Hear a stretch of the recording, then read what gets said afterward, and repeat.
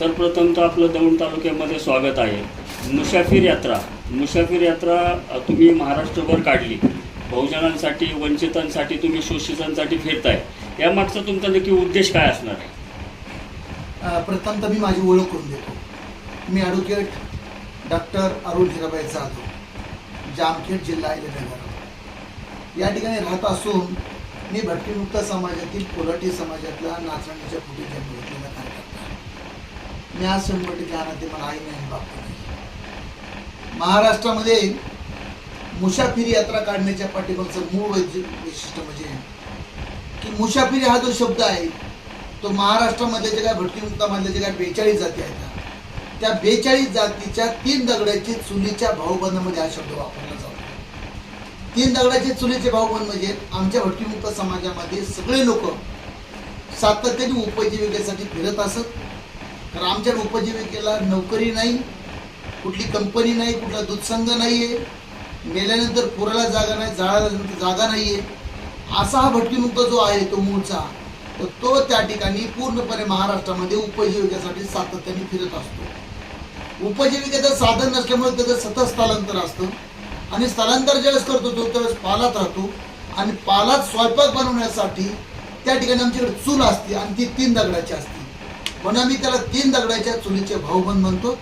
आणि मुसाफिरी जो शब्द आहे तो भटकीमुक्त समाजामध्ये हे सातत्याने लोक ज्यावेळेस उपजीविकेचं साधन शोधण्यासाठी जातात, फिरतात, त्यावेळेस ते आमच्या समाजामध्ये एकमेकाला म्हणतात की मी मुसाफिरीला गेलो होतो आणि मुसाफिरी करून आलो, म्हणजे फिरून आलो, मी उपजीविकेचं साधन गोळा करून आलो, त्याला भटकंती म्हणतो। आपल्याला हिंदीमध्ये तो शब्द आहे की मुसाफिर म्हणतो त्याला, परंतु आमच्या समाजामध्ये मुसाफिरी हा शब्द म्हणतो। म्हणून भटकीमुक्त समाजाला एकत्रित करणं, जागृत करणं आणि आता देशामध्ये जी घरगणना चालू आहे त्या घरगणनेची आणि जनगणनेची माहिती देण्यासाठी या ठिकाणी मुसाफिरी यात्रा काढली आहे।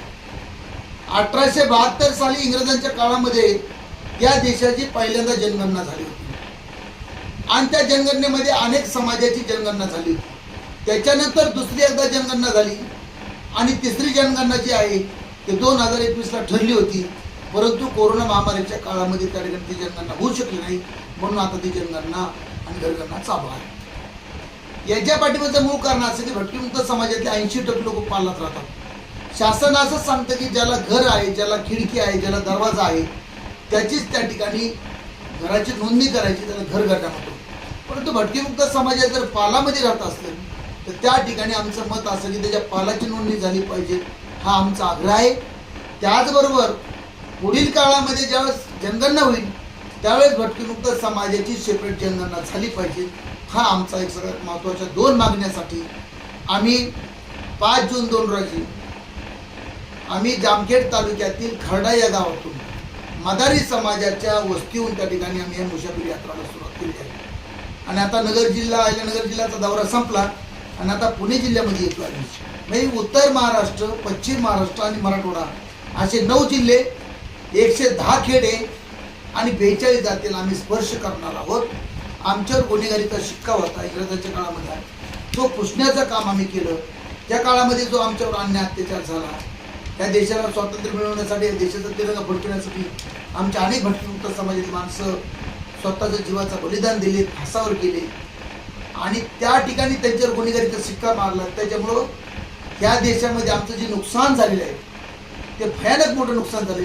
या देशामध्ये जसं जनावरांचे कोंडाडे होते तसे माणसाचे पण कोंडाडे होते, सेटलमेंट होतो। अशा परिस्थितीमध्ये आज समाज झोपतोय। आमचा आग्रह आहे की जोपर्यंत आमच्या समाजाची सेपरेट जनगणना होत नाही तोपर्यंत त्याची उन्नती होत नाही, प्रगती होत नाही, कल्याणकारी योजनांचा अंमलबजावणी होत नाही, त्यांच्यासाठी बजेट मिळत नाही। कारण सतत सरकारला आम्ही सांगतो की आमच्या समाजाची संख्या किती आहे, सरकारला सांगता येत नाही। या देशामध्ये कुत्र्या मांजरांची संख्या सांगता येते।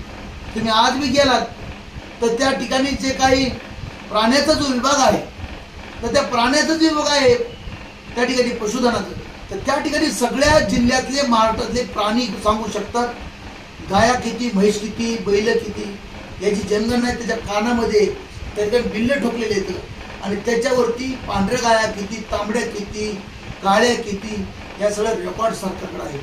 पण ह्या देशामध्ये राहणारा मूळ मातीतला हा भटकीमुक्त समाज याची नेमकी जनगणना सरकारला सांगता येत नाही, म्हणून आम्ही या राज्याचे मुख्यमंत्री देवेंद्र फडणवीस साहेब आणि या देशाचे पंतप्रधान नरेंद्र मोदी साहेब यांना या समाजाच्या व्यथा वेदना यांचं म्हणणं सांगण्यासाठी दरकोस मुक्काम करत आम्ही ही मुसाफिरी यात्रा काढली आहे. साहेब, अजून एक प्रश्न होता की आज या सरकारने महामंडळं काढलीत, भटक्या विमुक्तांसाठी महामंडळ, ओबीसीसाठी महामंडळ, पण आज कुठलंही महामंडळ अस्तित्वात नाही आहे.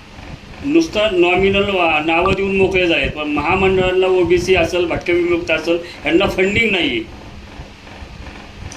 महत्वाची गोष्ट अशी आहे की आज रामोशी महामंडळ झालं उमाजी नाईकांच्या नावाने. त्याच्या अगोदर वसंतराव नाईक महामंडळ होतं. आता अनेक महामंडळ तयार केलेत. काय महामंडळाला ऑफिसच नाही. काही ठिकाणी ऑफिस तर खुर्च्यानं आणि टेबल नाहीये, खुर्च्याने टेबल आणि ऑफिस त्या बसायला माणूस नाहीये.